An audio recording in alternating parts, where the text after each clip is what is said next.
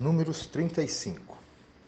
Nas planícies de Moabe, perto do rio Jordão, na altura de Jericó, que ficava no outro lado do rio, o Senhor disse a Moisés o seguinte: Mande que os israelitas das terras que vão receber deem aos levitas algumas cidades onde estes possam morar e também terras de pastagens ao redor delas. Estas cidades são dos levitas, e eles morarão nelas. As terras ao seu redor serão para o gado, para as ovelhas e as cabras e para os outros animais.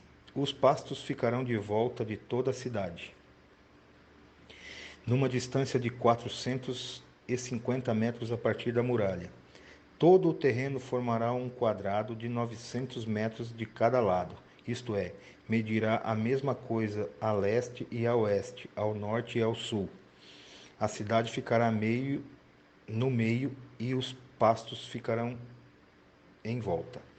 Deem aos levitas 6 cidades para fugitivos. Se um homem, sem querer ou por engano, matar alguém, poderá fugir para uma destas cidades. Além dessas, vocês darão aos levitas 42 cidades. Portanto, o total será de 48 cidades, todas elas com pastos ao seu redor. O número de cidades de levitas em cada tribo será determinado pelo tamanho do seu território, isto é, dos territórios maiores será escolhido um número maior de cidades, e dos territórios menores, menor número de cidades. O Senhor Deus mandou que Moisés dissesse ao povo de Israel o seguinte: Quando vocês atravessarem o rio Jordão para entrar em Canaã, deverão escolher algumas cidades para fugitivos onde poderá ficar morando qualquer homem que sem querer ou por engano tenha matado alguém. Ali ficará a salvo de parente da vítima que estiver procurando vingança e não morrerá sem ter sido julgado em público. Escolham 6 cidades para fugitivos, 3 a leste do rio Jordão e 3 na terra de Canaã. Estas 6 cidades serão de refúgio, tanto para os israelitas como para os estrangeiros que moram com vocês, seja só por algum tempo, seja para sempre.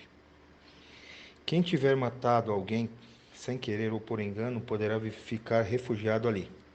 Se um homem ferir uma pessoa com um objeto de ferro ou com uma pedra, ou com um pau e causar a morte dessa pessoa, ele é culpado pelo crime e será condenado à morte. Quando o parente mais próximo do morto encontrar o assassino, deverá matá-lo. Se um homem empurrar o outro com ódio ou jogar alguma coisa contra ele com má intenção e ele morrer, ou se o homem esmurrar um inimigo e este morrer, o culpado será morto, pois isso é assassinato, pois é um assassino.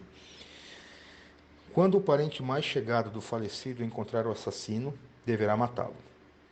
Mas pode acontecer que alguém sem querer empurre o companheiro que não era seu inimigo ou atire sem má intenção alguma coisa contra ele.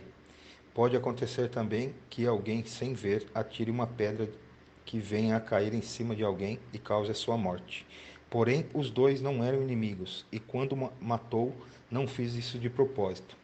Nesses casos, o povo julgará a favor do que matou sem querer e não a favor do homem que era responsável por vingar a morte do seu parente. O povo deverá proteger o homem que matou sem querer, não deixando que ele seja morto pelo parente do homem que morreu. O povo o fará voltar à cidade de refúgio para onde havia fugido, e ali o assassino ficará até a morte do grande sacerdote, que foi ungido com azeite sagrado. Mas, se em qualquer tempo o homem que matou alguém sair da cidade de refúgio para onde havia fugido, e o responsável por vingar a morte de seu parente o encontrar, ele poderá matá-lo e não será culpado por essa morte. O homem que matou alguém deverá ficar na sua cidade de refúgio até a morte do grande sacerdote, mas depois poderá voltar para sua casa. Essas ordens são uma lei para vocês e seus descendentes, em todos os lugares onde vocês morarem. Quando matar uma pessoa, será condenado à morte, conforme o que 2 ou mais testemunhas disserem. Uma testemunha só não basta para condenar alguém à morte. A vida de um criminoso condenado à morte não pode ser comprada com dinheiro, ele será morto. Também não aceitem dinheiro para libertar aquele que tiver fugido para uma cidade de refúgio e que quiser voltar para a sua terra antes da morte do grande sacerdote. Portanto, não profanem os crimes de sangue a terra onde vocês vivem, pois os assassinatos profanam o país. E a única maneira de se fazer a cerimônia de purificação da terra onde alguém foi morto é pela morte do assassino. Não tornem impura a terra onde vocês vão morar, pois eu também estou no meio dela. Eu, o Senhor, vivo no meio dos israelitas.